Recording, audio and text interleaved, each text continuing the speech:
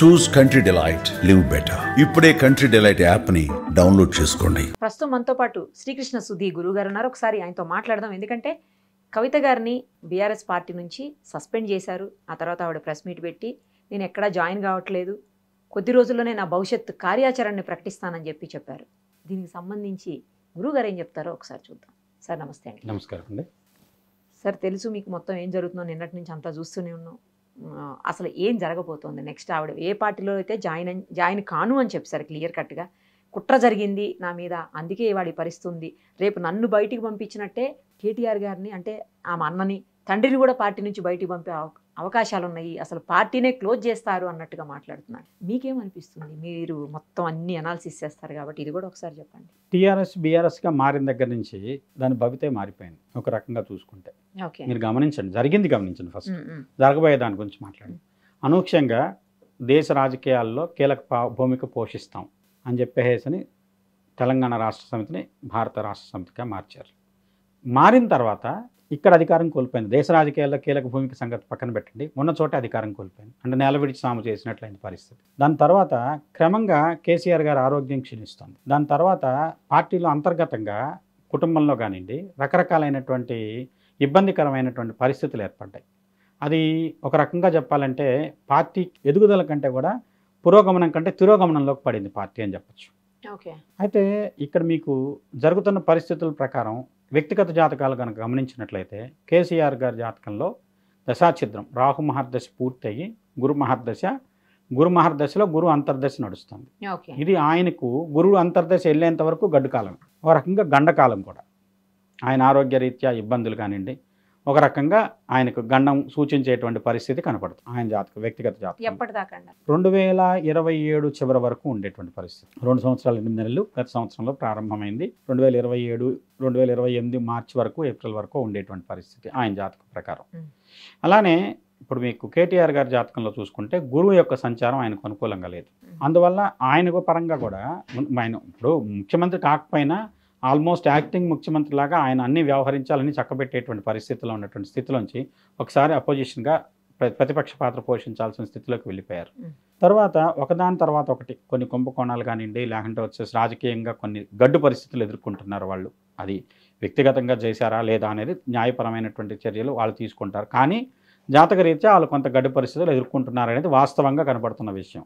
అయితే ఈ పరిస్థితుల్లో గత 2 సంవత్సరాలు కవిత గారి జాతకంలో కొంత ఇబ్బందికరమైన వాతావరణం. ఆమె జైలుకి వెళ్ళినట్టు కానివ్వండి, లేకుంటే వచ్చేసి ఆమెకి గురుబలం లేని పరిస్థితుల్లో గత 2 సంవత్సరాలు ఆమె ఒక రకంగా ఎదురీదారని చెప్పచ్చు. ఎన్నికల్లో ఓడిపోయారు ఒకటి. తర్వాత వచ్చేసి తను ఎమ్మెల్సీ అయినా కూడా పార్టీలో వచ్చేసి ఏదో లిక్కర్ సంబంధించిన కుంభకోణం అని చెప్పేసి ఆమె జైల్లో ఉండటం, తిహార్ జైల్లో ఉండటం, వీటి వల్ల ఆమె పరిస్థితి. కాకపోతే ఇప్పుడు ఆమె జాతకంలో మంచి అనుకూలమైనటువంటి కాలం ప్రారంభమైందని చెప్పచ్చు. ఎందుకంటే పుట్టినప్పుడు గురుడి మీదకి గోచార గురుడు వచ్చినప్పుడు జీవితాన్ని ఒక మంచి టర్న్ తీసుకుంటారని చెప్తాం. అలాంటి దానికి అనుకూలమైనటువంటి పరిస్థితి. దాంతోపాటు శుక్ర అంతర్దశ ప్రారంభమవుతుంది ఆమెకి.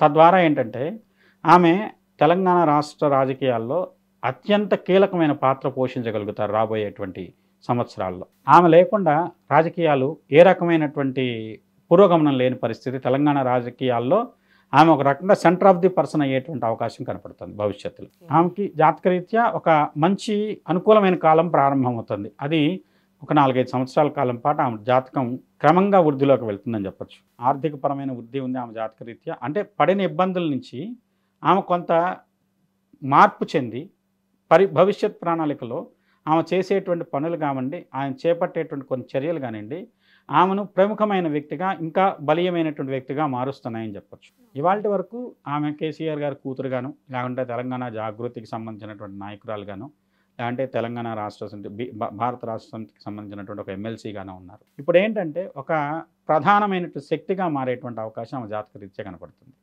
అది భవిష్యత్తులో ఇంకొకటి ఉందండి మీకు కాలజ్ఞానంలో ఏమనంటే గోల్కొండ కోటపై బంగారు కోమలి నాట్యం ఆడేనయా అని చెప్పేసి ఆయన ఒక చోట చెప్తారు. అది ఏమికి వర్తిస్తుంది అని చెప్పి నేను చెప్తాను. దాన్ని కాలజ్ఞానంలో ఉన్నటువంటి వాక్యం ప్రకారం తెలంగాణ అంటే గోల్కొండ కోట మీద ఒక స్త్రీ తన యొక్క అధికారాన్ని చలాయించేటువంటి అవకాశం ఉంది అని చెప్పేసి.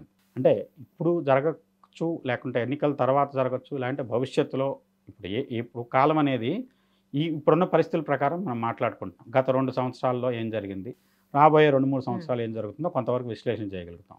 ఆ భవిష్యత్తులో ఎలక్షన్స్ ఎప్పుడు వస్తాయి, ఏ పార్టీలో ఉంటారు, ఎవరు లీడ్ చేస్తారు, ఈమె పాత్ర ఏమిటి, తద్వారా ఏంటంటే ఏ పార్టీని సపోర్ట్ చేస్తారు, లేదంటే ఏమే సొంత పార్టీ పెడతారా, ఆ పార్టీ భవిష్యత్తు ఎలా ఉంటుంది, ఇవన్నీ ప్రారంభమైన రోజులను బట్టి మేము విశ్లేషణ చేయడానికి అవకాశం ఉంది జ్యోతిషపరంగా. కానీ ఆమె యొక్క పాత్ర మటుకు చాలా విలువైనటువంటి పాత్రను పోషించేటువంటి అవకాశం ఉన్నటువంటి జాతకం కింద చెప్పొచ్చు. రాబోయే రోజులు కీలక భూమిక పోషిస్తారు ఆమె ఖచ్చితంగా. ఆమె జాతకం కొంతకాలంలో అంటే గత కొంతకాలంగా ఉన్నది, కానీ ఇప్పుడు ఆమె ప్రాధాన్యత పెరుగుతుందని చెప్పొచ్చు. బాగా విలువైనటువంటి పాత్ర పోషిస్తున్నారు రాజకీయాల్లో. ఓకే, అంటే మీకు అనిపించిన దాని ప్రకారం ఏదైనా పార్టీలోకి వెళ్ళే అవకాశం ఉందా, లేదంటే ఆమె సొంత పార్టీతో వచ్చేటువంటి అవకాశాలు కనిపిస్తున్నాయా? కొంతవరకు వేరే పార్టీతో కలిసేటువంటి అవకాశమే కనపడుతుంది ఆమె వ్యక్తిగత జాతకం ప్రకారం. ఒక జాతీయ పార్టీతో అనుసంధానం అయ్యేటువంటి పరిస్థితులు కనపడుతున్నాయని చెప్పొచ్చు ఆమె జాతకం ప్రకారం. కానీ ఇక్కడ చూస్తుంటే 2 జాతీయ పార్టీలు మాకొద్దు, మేము తీసుకోమని చెప్పేస్తున్నాయి. ఏమో భవిష్యత్తులో పార్టీతో పొత్తు పెట్టుకుని ఆమె సొంత పార్టీ పెట్టి భవిష్యత్తులో పొత్తు పెట్టుకుని 2 పార్టీలు కలిపి ప్రభుత్వాన్ని ఏర్పరిచేమో. దాంట్లో ఏమో ముఖ్యమంత్రి అవుతారా లేదా అని తర్వాత విషయం. కానీ ఈమె యొక్క సపోర్ట్తో వేరే వాళ్ళైనా ముఖ్యమంత్రి కావచ్చు, లేదంటే ఆ పార్టీ అధికారంలో రావడానికి ఈమె సపోర్ట్ కీలకమయ్యేటువంటి పరిస్థితులు కనపడవచ్చు. ఎందుకంటే సంకీర్ణ ప్రభుత్వాలు ఏర్పడిన పరిస్థితుల్లో ఇప్పుడు మహారాష్ట్ర రాజకీయాలు ఏం చూసాం మనం. మహారాష్ట్ర రాజకీయాల్లో అనూహ్యంగా షిండే గారు ముఖ్యమంత్రి అయ్యాడు. అలానే వచ్చేసి ఉద్ధవ్ ఠాక్రే కొన్నాళ్ళు ముఖ్యమంత్రిగా చేయగలిగారు. ఇప్పుడు వచ్చేసి మళ్ళీ పాత ఆయన వచ్చేసి మళ్ళీ ముఖ్యమంత్రి అయ్యాడు. గత 5 సంవత్సరాల్లో మహారాష్ట్ర రాజకీయాల్లో ఒక రకంగా కుర్చీలు ఆటే ఆడారు. ఆయన కొన్నాళ్ళు ఈయన కొన్నాళ్ళు, అలా కాదు ఇలా కాదని చెప్పేసి. దీంతో ఈ తెలంగాణ రాజకీయాల్లో కూడా అలాంటి మార్పులు భవిష్యత్తులో వచ్చేటువంటి ఎన్నికల తర్వాత కొన్ని అలాంటి పరిస్థితుల్లో ఏమో కీలకమైన పాత్ర పోషిస్తారని చెప్పచ్చు. ఈ రాజకీయ నాయకులకు సంబంధించినటువంటి డేట్ ఆఫ్ బర్త్లు కరెక్ట్గా ఉంటాయా గురువుగారు? అసలు దేన్ని ప్రామాణికంగా తీసుకుంటారు మీరు? అవి పర్ఫెక్ట్గా మనకు తెలుస్తాయి? నాకు వ్యక్తిగతంగా వాళ్ళ ద్వారా వచ్చిన జాతకం నా దగ్గర ఉంది కాబట్టి ఇప్పుడు కేసీఆర్ గారి జాతకం ఎవరిదైనా కూడా, అంటే నేను పర్టికులర్గా ఒక పర్సన్ పేరు చెప్పట్లేదు, నార్మల్గా అసలు రాజకీయ నాయకులు మీరు చూసేటప్పుడు వాళ్ళవి జాతకాలు ఎలా చూస్తారు? వాళ్ళు ఇచ్చిన వాటిని ప్రకారమే చూస్తారా, లేకపోతే నెట్లోనూ మనకి అందుబాటులో ఉన్న సమాచారం పట్టుకుని చూస్తారా? ఎట్లా చూస్తారు అసలు? ఇప్పుడు చంద్రబాబు గారి జాతకమే ఉందండి. ఆయన 3-4 డేట్ ఆఫ్ బర్త్లు ఉన్నాయి. దాంట్లో ఫిబ్రవరిలో, ఏప్రిల్లో ఒకటి చెప్తారు, ఆగస్టులో ఒకటి చెప్తారు, ఇలా రకరకాలు ఉన్నాయి. కానీ వేటి ప్రకారం కొంత టాలీ అవ్వట్లేదు. నేను ఆయనకి సంబంధించిన జాతకాన్ని ఆయన అలిపిరి ఇన్సిడెంట్ దగ్గర నుంచి కొంత ప్రెడిక్ట్ చేసుకుంటూ వచ్చాను. అప్పటి నుంచి నాకు ఆయన దగ్గర జాతకం ఆయనకి సంబంధించినటువంటి కీలక వ్యక్తుల ద్వారా నా దగ్గరికి వచ్చింది. అలానే ఏంటంటే ఇక్కడ వీళ్ళది కూడా వాళ్ళ సొంత వ్యక్తుల ద్వారానే నాకు వీళ్ళ డేట్ ఆఫ్ బర్త్లు అవి నా దగ్గర ఉన్నాయి. అందువల్ల ఏంటంటే కొంత దాని విశ్లేషణ ఇదమిద్దంగా తేల్చి చెప్పడానికి అవకాశం ఉంది. ఇప్పుడు రేవంత్ రెడ్డి గారితో ఉంది, బయట ఉన్న జాతకం కానీ నెట్లో ఉన్న జాతకం డేట్ ఆఫ్ బర్త్ కానీ కరెక్ట్ కాదు. అవును, దాన్ని అడిగాను. ఆయన వచ్చేసేసి నాకు ఆయనతో పర్సనల్గా కూర్చున్నప్పుడు ఆయన నాకు ఇచ్చారు, ఇది కాదులేండి ఇది లేండి అని చెప్పేసి. అలా ఏంటంటే దాన్ని విశ్లేషణ చేయడానికి నాకు సరైనటువంటి అవకాశం దొరికింది. దీంతో పాటు అండి కొంతమంది కొన్ని సంఘటనలు జరిగినటువంటి రోజులు తీసుకుంటాం ప్రామాణికంగా. ఒకవేళ అదే ఎవరు కరెక్ట్గా డేట్ ఆఫ్ బర్త్ తెలియని పరిస్థితులు ఏంటి అనేది. ఇప్పుడు ఒక వ్యక్తి ఉన్నారండి, కేసీఆర్ గారే ఉన్నారు. ఆయన మొదటిసారి ప్రమాణ స్వీకారం చేసింది పుష్యమి నక్షత్రంలో. పుష్యమి నక్షత్రంలో పునర్వసు నక్షత్రంలో ఏ పని చేసినా అది మళ్ళీ రిపీట్ చేస్తుంది. పునర్వసులో అధికారం పుష్యమిలో తీసుకున్నారు ఆయన, మళ్ళీ 2వసారి గెలిచారు, మళ్ళీ 2వసారి ప్రమాణ స్వీకారం చేశారు ముఖ్యమంత్రిగా. దాని తర్వాత ఆయన చేసిన ప్రమాణ స్వీకార ముహూర్తం రేవంత్ రెడ్డి గారి జాతకానికి కొంచెం దగ్గరగా ఉంది. అందుకని నేను చాలా సందర్భాల్లో ఆయన తర్వాత రేవంత్ రెడ్డి సీఎం అవుతారంటే అప్పుడు ఎవరు నమ్మల, మీడియా వాళ్ళు కూడా నమ్మల. రేవంత్ రెడ్డి ఏంటి ముఖ్యమంత్రి అవటం ఏంటి, ఇప్పుడు ఆయన తెలుగుదేశం కంప్లీట్గా లేదా తెలుగుదేశం నుంచి ఆయన కాంగ్రెస్లోకి వెళ్ళాడు, కాంగ్రెస్ పిసిసి చీఫ్ అయ్యాడు, తర్వాత వచ్చి ఆయన ముఖ్యమంత్రి. ఇప్పుడు ఆయన ముఖ్యమంత్రిగా మన ప్రస్తుతం రూల్లో ఉన్నది ఆయనే కదా. అలానే ఏంటంటే ఈమె జాతకంలో కూడా కొన్ని బలీయమైన యోగాలు భవిష్యత్తులో ఆమెని ఒక ప్రముఖమైన వ్యక్తిగా మార్చేటువంటి అవకాశం ఉంది. అలానే కొంతమంది తీసుకున్నటువంటి ఇప్పుడు మీరు గమనిస్తే చంద్రబాబు, చెన్నారెడ్డి గారు, ఎన్టీఆర్ తర్వాత వీళ్ళిద్దరూ ముఖ్యమంత్రులు అయ్యారు. కోట్ల విజయభాస్కర్ రెడ్డి గారి తర్వాత 2 సార్లు ఎన్టీఆర్ ముఖ్యమంత్రి అయ్యాడు. అంటే ఒక ముహూర్తం ఎవరిని సూచిస్తుంది అనే దాంట్లో కొంత అక్కడ ఒక రకమైనటువంటి కొన్ని సూచనలు ఉంటాయి. వాటిని బట్టి కూడా కొంత వ్యక్తుల్ని మనం నిర్ణయించుకోవడానికి అవకాశం ఉంటుంది. అంటే ఇప్పుడు మీరు చెప్తున్న దాని ప్రకారం 2 నక్షత్రాల్లో చేస్తే ఖచ్చితంగా మంచి జరుగుతున్నారు. మరి అన్ని మంచి పనులు ఆ 2 నక్షత్రాలను చేసేయచ్చు కదా గురుగారు? చేయట్లేదు, సాధ్యపడట్లేదుగా. ఎందుకు? ఆ వ్యక్తి జాతకం ఉంటుంది కదా, మీ యోగం ఉంటుంది కదా. ఓహో, వాళ్ళు నమ్మిన వ్యక్తులు ఆ నక్షత్రాన్ని సూచించకపోవచ్చు. ఓకే, త్రిపాది నక్షత్రం ఉంటుందండి. త్రిపాది నక్షత్రంలో ఏ పని చేసినా 3 సార్లు అవుతుంది. 3 సార్లు చేస్తారా? త్రిపుష్కర యోగం అంటాం దాన్ని. అలాంటి యోగంలో పడితే, ద్విపుష్కర యోగంలో పడితే 2 సార్లు అవుతుంది. అలా ఆ యోగాలు ఉన్న నక్షత్రాలు దాంతోపాటు మిగతా కొన్ని కాంబినేషన్స్ సెట్ అవ్వాలి. ఆ సెట్ అయ్యేది అందరికీ దాంట్లో ఆ పరమైనటువంటి ఆలోచన చేయకపోవచ్చు.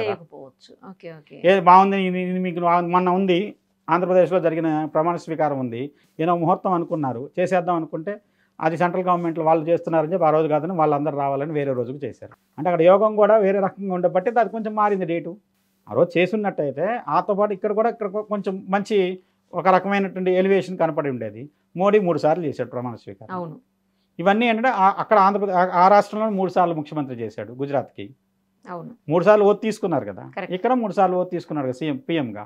అవును. అందువల్ల ఏంటంటే అక్కడ యోగం ఆయన ఏంటంటే కంటిన్యూస్గా 2 మహర్దశలు బ్రహ్మాండమైన పడి దానికి సహాయపడే వాళ్ళు కూడా ఆ విధమైనటువంటి సహాయం చేశారు వాళ్ళకి. దాని ప్రకారం నిర్ణయం తీసుకొని ఆయన చేయగలిగాడు. నమ్మాలి, అంటే అన్ని కలిసి రావాలి, కాంబినేషన్స్ కలవాలి. అలానే నమ్మిన వ్యక్తులు ఆ పరమైన వర్క్ చేయాలి. ఆ రకమైనటువంటి సబ్జెక్ట్ ఉన్న వాళ్ళకి ఆ అవకాశం కలవాలి. ఆ కాంబినేషన్ కలిస్తే వర్కౌట్ అవుతుంది. రైట్ గురుగారు, థ్యాంక్ యూ సో మచ్.